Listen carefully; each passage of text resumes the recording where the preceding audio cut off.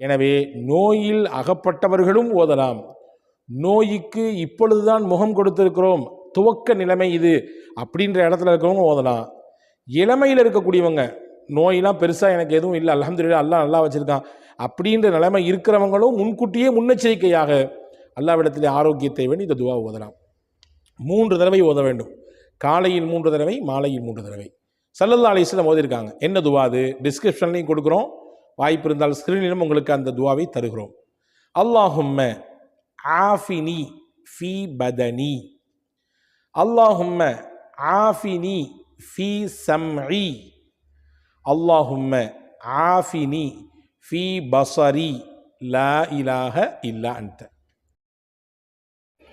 அஸ்ஸலாமு அலைக்கும் வரஹ்மத்துல்லாஹி வபரகாத்துஹு. அன்புக்குரிய சகோதர சகோதரிகளே, இன்றைய காலகட்டத்திலே நாம் எல்லாரும் தேடக்கூடிய ஒரு அதிமுக்கியத்துவம் வாய்ந்த விஷயம் என்று ஒன்று இருக்குமேயானால் அது ஆரோக்கியமான வாழ்க்கை தான். நோய் நொடிகள் இல்லாமல், மருத்துவமனையினுடைய அதிகபட்சமான செலவுகள் இல்லாமல், படுத்த படுக்கையில் ஆகிவிடாமல், உடலினுடைய உள் உபாதைகளினால், உடலினுடைய உள் உறுப்புகளுடைய செயல்பாடுகளினால், அதனுடைய இயக்கத்தில் ஏற்பட்ட தடையினால் ஏற்பட்ட உபாதைகள், பிரச்சனைகள், இந்த மாதிரியான அடுக்கிக் கொண்டே போகலாம். எக்கச்சக்கமான நோய்களோடும் பிரச்சனைகளோடும் உடல் ஆரோக்கிய கேடோடும் இன்றைக்கு நிறைய மனிதர்கள் தவித்து கொண்டிருக்கக்கூடிய சூழலை நம்மால் பார்க்க முடிகிறது. அப்போ ஆரோக்கியம் இன்றைக்கி எல்லாத்துக்கும் தேவை.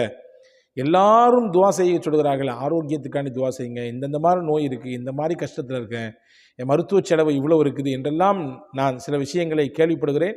என்ன நான் மட்டுமல்ல, எக்கச்சக்கமான இமாம்கிற இடத்துல இப்படியான ஒரு கோரிக்கையோடு துவாக்கள் வருவதை பார்க்க முடிகிறது இல்லையா? இந்த காணொளியிலே நான் ஒரு முக்கியமான துவாவை சொல்லித்தரப்போகிறேன். முஹம்மது ரசூலுல்லாஹி ஸல்லல்லாஹு அலைஹி வஸல்லம் அவர்கள் தினசரி ஓதிய துவா. இந்த துவாவினுடைய பரக்கத்தினாலே நிச்சயமாக அல்லாஹ் நமக்கும் ஆரோக்கியத்தை தருவான். என்ன துவா, எப்பொழுது ஓத வேண்டும், அதை எப்படி எத்தனை முறை ஓத வேண்டும் என்பதையெல்லாம் காணொளிக்கு உள்ளே நிறைவாக தருகிறோம். இன்ஷா அல்லாஹ் முழுமையாக இதை பாருங்கள், சிறந்த பலன் உங்களுக்கு கிடைக்கும் என்று நான் நம்புகிறேன். அன்பான சகோதர சகோதரிகளே, பொதுவாகவே முஹம்மது ஸல்லல்லாஹு அலைஹி வஸல்லம் அவர்கள் சொன்னார்கள், ஒரு மனிதனுக்கு ஈமானுக்கு பிறகு கிடைக்கப்பட்ட பெரிய பொக்கிஷம் என்ன அப்படின்னு கேட்டிங்கன்னா ஆரோக்கியம் தான் அப்படின்னாங்க ஸல்லல்லாஹு அலைஹி வஸல்லம். ஆமாம் தானே? உலகத்தில் காசு, பணம், செல்வாக்கு, வசதி எல்லாத்தையும் சம்பாதிச்சிடலாம். ஆனால் எல்லாத்தையும் சம்பாதிச்சு வச்சதுக்கு பின்னாடி அதை அனுபவிக்கிறதுக்கு நமக்கு ஆரோக்கியம் இல்லைன்னா என்ன புண்ணியம்? எல்லாம் இருக்குது ஆனால் எதையுமே தொட்டு பார்க்கக்கூடாது, எல்லாம் இருக்குது ஆனால் எதுக்கு பக்கத்துலேயும் போகக்கூடாது, எல்லாம் இருக்குது அதை நீங்கள் மோந்து கூட பார்க்கக்கூடாதுங்க அப்படின்ற ஒரு நிலையில் நம்முடைய உடல் கண்டிஷன் இருந்துச்சுன்னா எல்லாம் இருந்து என்ன புண்ணியம் இல்லையா? அப்போ அன்பான சகோதரர்களை, நிறைய நபர்களுக்கு ஆரோக்கியத்தை பற்றி உண்டான ஒரு அவேர்னஸே இல்லை. சொல்லப்போனால் அந்த ஆரோக்கியத்தை இழந்ததற்கு பிறகு தான், ஆஹா இப்படி செஞ்சிட்டோமே, இந்த மாதிரிலாம் செய்யக்கூடாதுன்னு சொன்னாங்களே செஞ்சிட்டோமே, இப்போ தவிச்சிக்கிட்டு இருக்கிறோமே அப்படின்ற மாதிரியான ஒரு நிலைப்பாட்டுக்கு வர்றாங்க. இப்ராஹிம் பின் அதுஹம் ரதியல்லாஹு அன்ஹு என்று சொல்லக்கூடிய ஒரு சிறந்த இறைநேச பெருமகனார் அவங்க சொன்னாங்க, பொதுவாகவே எப்போ மனுஷனுக்கு அருள் புரியும்னா, எப்போ அல்லாஹ் நம் மீது வழங்கியிருக்கக்கூடிய அந்த அருள் கிருபை ஒருத்தனுக்கு விளங்கும்னா அதனுடைய ஆப்போசிட்டை பார்க்கும்போது தான் புரியும்னாங்க. ஒரு விஷயத்தினுடைய ஆப்போசிட்டை பார்த்தா தான் உனக்கு அல்லாஹ் எவ்வளோ பெரிய கிஃப்டை கொடுத்துருக்கான், எவ்வளோ பெரிய சிறப்பை கொடுத்துருக்கான், எவ்வளோ பெரிய அருளை நீ சுவைச்சிக்கிட்டு இருக்கன்றது புரியும். உதாரணமாக சொல்கிறேனே, வெயிலில் நின்னாதான் அதுக்கு நேர் ஆப்போசிட் என்ன, நிழலினுடைய அருமை தெரியும் இல்லையா?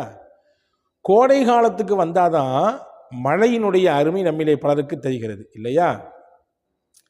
அதே மாதிரி இழப்புக்கு வந்தாதான், இழப்பின் சமயத்தில் தான் நம்ம லாபகமாக இருக்கும் பொழுது ஏற்பட்ட நிலைப்பாட்டினுடைய உண்மைத்தன்மை நிறைய நபர்களுக்கு புரிய வருது. அதே மாதிரி தான் நோயினுடைய வாசலுக்கு வந்தாதான் ஆரோக்கியத்தினுடைய அந்த விலை மதிப்பற்ற சூழல் நமக்கு புரிகிறது.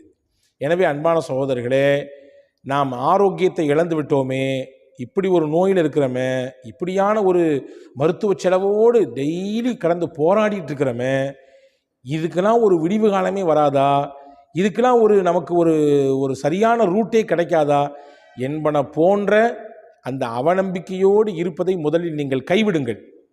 நிச்சயம் எல்லாத்துக்கும் தீர்வு இருக்கு. தீர்வு இல்லாமல் இல்லை. ரசூலுல்லாஹ் சொன்னாங்க, எந்த ஒரு நோயாக இருந்தாலும் அதற்கும் அல்லாஹ் ஒரு மருந்தை வைத்திருக்கிறான். மருந்தில்லாத நோய்களே இல்லை. எனவே எல்லா நோய்க்கும் மருந்துண்டு என்று நம்புங்கள். வெளியிலிருந்து உட்கொள்ளக்கூடிய மருந்துகள் எப்படி அவசியமோ அதே போன்றுதான் ஆன்மீக மருந்தும் அவசியம். நம்முடைய மனதிற்கு, நம்முடைய திடமான உறுதியான எண்ணத்திற்கு, நம்முடைய தன்னம்பிக்கைக்கு, இறை நம்பிக்கைக்கான ஒரு மருந்து தான் ஆன்மீக மருந்து. அது குரானும் முகமது நபி ஸல்லல்லாஹு அலைஹி வஸல்லம் அவர்கள் கற்றுத்தந்தது. அதை தான் இன்றைக்கு நான் சொல்லித்தரப் போகிறேன். பெருமானார் ஸல்லல்லாஹு அலைஹி வஸல்லம் அவர்கள் தினசரி ஓதுவார்கள் ஒரு துவாவை. ஹதீஸில் வந்திருக்கிறது, அபூதாவுதில் இந்த ஹதீஸ் இடம்பெற்றிருக்கிறது, அதே மாதிரி அஹமது ஷரீஃபில் இந்த ஹதீஸ் இடம்பெற்றிருக்கிறது. ரசூலுல்லாஹி ஸல்லல்லாஹு அலைஹி வஸல்லம் காலையிலும் மாலையிலும் 3 தடவை இந்த துவாவை ஓதுவார்கள். நீங்கள் கவனிச்சுக்கணும், நோயாளிகளாக இருக்கக்கூடியவங்களும் சரி, பிரச்சனையோடு இருக்கிறேன், இந்த மாதிரியான ஒரு அறுவை சிகிச்சை இருக்குது, அல்லது இந்த குறிப்பிட்ட நோயில், நாள்பட்ட நோயில் நான் கடந்து நொந்துக்கிட்டு இருக்கிறேன், வலியோடும் வேதனையோடும் புறக்கணிப்புகளோடும், ரொம்ப பெரிய வலி அது, நம்மளை புறக்கணிக்கிற ஒரு சூழல் இருக்குது, அது பெரிய வலியை தரும். இப்படி பல புறக்கணிப்புகளையும் வலிகளையும் வேதனைகளையும் இந்த வாழ்க்கையில் நான் சந்திச்சுக்கிட்டு இருக்கிறேன். சில நேரங்களில் இப்படியும் சில நோயிலே கிடப்பவர்கள் யோசிக்கிறது உண்டு. ஆனால் அந்த யோசனை சரியானதுன்னு நான் சொல்ல மாட்டேன். இப்படி கடந்து தொலைகிறதுக்கு போய் சேர்ந்துடலாமே, மொத்தமாக அல்லாட்ட போய் சேர்ந்துடலாமேன்னா நினைக்கிறது உண்டு. ஆனால் அப்படி நினைக்கக்கூடாது. அதை நான் ஆதரிக்கவில்லை. அல்லாவிடத்திலே ஆரோக்கியத்தை கேட்க வேண்டும், அல்லாவிடத்திலே நிவாரணத்தை வேண்ட வேண்டும், அல்லாவிடத்திலே இந்த நோய்க்கான தீர்வைத்தா அல்லாஹ் என்று கேட்க வேண்டும், அல்லாவிடத்திலே ஷிஃபாவை கேட்க வேண்டும். அதுதான் நமக்கு மார்க்கம் கற்றுத்தந்திருக்கிறது. நிச்சயமாக நாம் தொடர்ச்சியாக கேட்கும் பொழுது நிச்சயம் அல்லாஹ் தருவான். அதில் நம்பிக்கை இழக்கக்கூடாது. அப்போ ரசூலுல்லாஹ் ஒவ்வொரு நாளும் 3 தடவை ஓதுவார்கள். காலையிலே 3 தடவை, மாலையிலே 3 தடவை. என்ன, யாரெல்லாம் ஓதலாம்? இதை ஆரோக்கியமாக இருக்கிறவங்களும் ஓதலாம். நோயினுடைய வாசலுக்கு வந்துட்டோம், இன்றைக்கி தான் எல்லா ஊடுகள்லையும் எல்லார்ட்டையும் ஃப்ரீயாக வந்து இருக்கிற மாதிரி, பாக்கெட்டில் இருக்கிற மாதிரி சர்க்கரை நோய் வந்து இருக்குது இல்லையா? எத்தனை நபர்களுக்கு அவதிப்பட்டு கொண்டிருக்கிறார்கள். அதே மாதிரி தொடர் சிகிச்சைகள், சில நபர்கள் இப்படியான கஷ்டத்தில் இருக்கிறாங்க, டயாலிசிஸ் போன்ற தொடர் சிகிச்சையில் இருக்கிறாங்க. சில சகோதரர்கள் கேன்சர் போன்ற நோய்களுக்கு தொடர் சிகிச்சையில் இருக்கிறாங்க.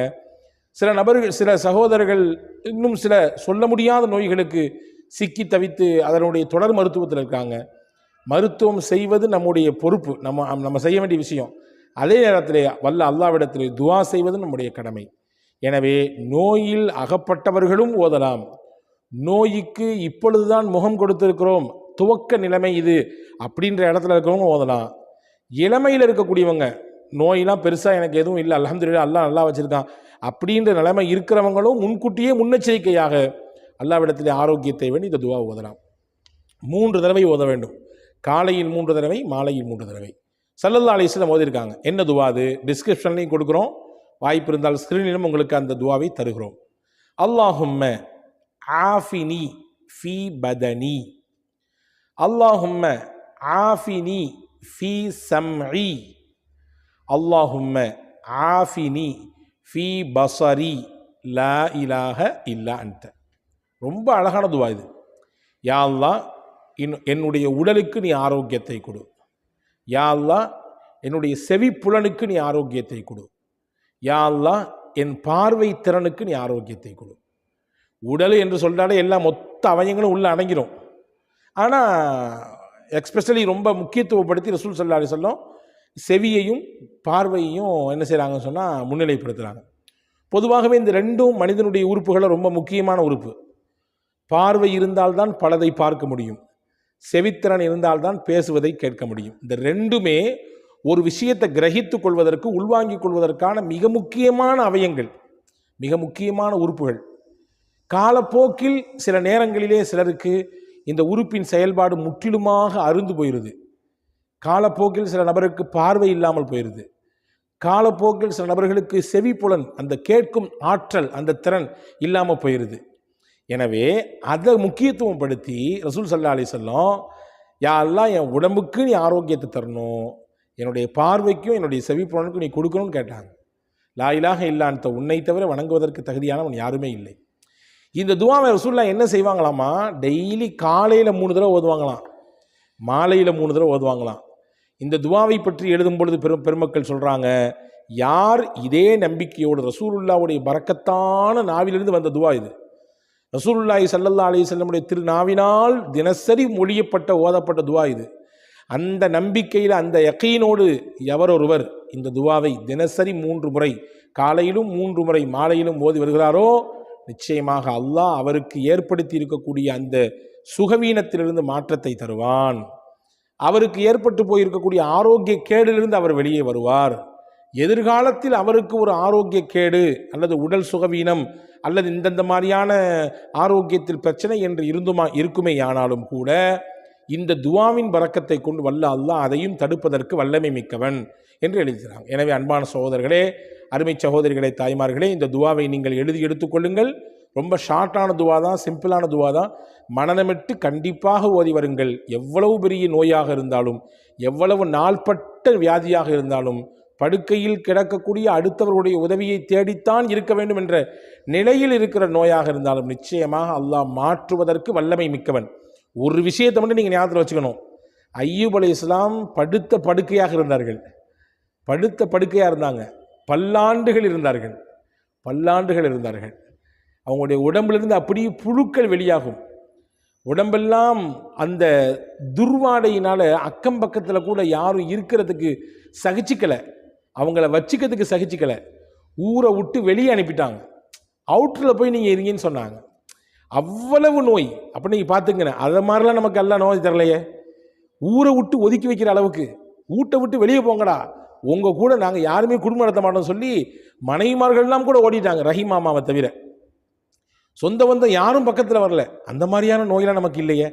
அப்படி நோயிலே இருந்த சமயத்திலும் கூட நம்பிக்கை இழக்காமல், மனம் தளராமல், இந்த வார்த்தை நல்லா கவனிக்கணும், மனம் தளராமல், இறைவனின் மீது இருக்கக்கூடிய நம்பிக்கையே இழக்காமல் போராடினாங்க.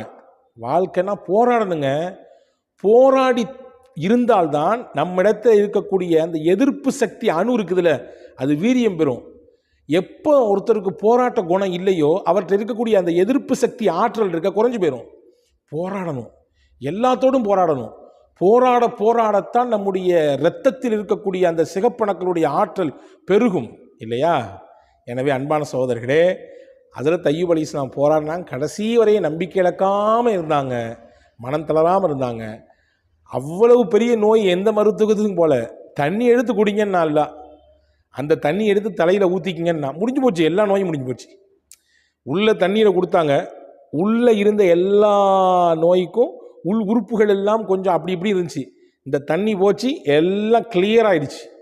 தண்ணி எடுத்து தலையில் ஊற்றுங்கன்னா இல்லை, தலையில் ஊற்றிக்கிட்டாங்க. வெளி உறுப்புகளில் இருந்த எல்லா நோயும் நல்லா போச்சு. அல்லாஹ் நாடினால் தண்ணீரை கொண்டு மொத்த நோயையும் ஒன்றும் இல்லாமல் ஆக்கி விடுவான் என்பதற்கு அய்யூப் அலைஹிஸ்ஸலாம் மிகப்பெரிய சான்று. எனவே நம்பிக்கை இழக்கக்கூடாது, மனம் தளரக்கூடாது. நோயாளிகளுக்கு நம்ம சொல்லிக்கிட்டே இருக்க வேண்டிய விஷயம் தான். ஏன்னா நோய் வாய்ப்பட சமயத்தில் அதுதான் இழந்துருவாங்க, அதுதான் அவங்கள்ட்ட இருந்து போயிடும். ஏன்னா யாருமே கண்டுக்கிறது இல்லையே, யாருமே பார்க்கறது இல்லையே, யாருமே வர்றது இல்லையே, யாருமே நம்ம கூட பேசுறது இல்லையே, நம்ம படுத்து கிடக்கிறோமே, நம்ம பெட்டில் ஆயிட்டோமே. எல்லாரும் நம்ம நல்லா இருக்கும்போது வந்து பேசினாங்க, வந்து கூப்பிட்டாங்க, வந்து பார்த்தாங்க, 4 இடத்துக்கு நம்ம கூட்டு போனாங்க. இப்போ யாருமே வந்து பார்க்கறது இல்லையே, யாருமே வந்து பேசுறது இல்லையே அப்படின்ற ஒரு எண்ணப்பாடு அவங்க ஒரு குறிப்பிட்ட தடவை அதை திரும்ப யோசித்து தங்களுக்கு தாங்களே தாழ்வு மனப்பான்மை கொள்ளக்கூடிய சூழலுக்கு தள்ளப்பட்டுறாங்க. ஒரு பொழுது இழக்க வேண்டாம். யார் பார்த்தாலும் பார்க்காட்டியும், யார் பேசினாலும் பேசாட்டியும், நான் என்னை படைச்ச ரப்பிட்ட பேசிகிட்டே இருப்பேன். அவன் என்னை பார்த்துக்கிட்டே இருக்கான், நிச்சயம் என்னை கைவிட மாட்டான். மனம் தளராமல் இருங்கள். இது நான் உங்களுக்கு சொல்வதனுடையாக எனக்குமே சொல்லிக் கொள்கிறேன். நாளைக்கு எனக்கும் ஒரு நோய் என்றால் நானும் இந்த எண்ணத்தோடு தான் இருக்க வேண்டும். மனம் தளராமல் போராட வேண்டும். இந்த துவாவை ஓதுங்கள். நிச்சயம் வல்ல அல்லாஹ் நிச்சயமாக அதிலிருந்து வெளியே வருவதற்கான வாய்ப்பை தருவான். வல்ல அல்லாஹ் உங்களுக்கும் எனக்கும் சிந்திக்கக்கூடிய, அதன்படி தொடர்ந்து செயலாற்றக்கூடிய நல்ல தௌஃபீக்கை, நாயகத்தின் வழியிலே நிலைத்து வாழக்கூடிய நல்ல வாய்ப்பை அல்லாஹ் உங்களுக்கும் எனக்கும் எல்லா மக்களுக்கும் வழங்குவானாக. ஆமீன். வஸ்ஸலாம்.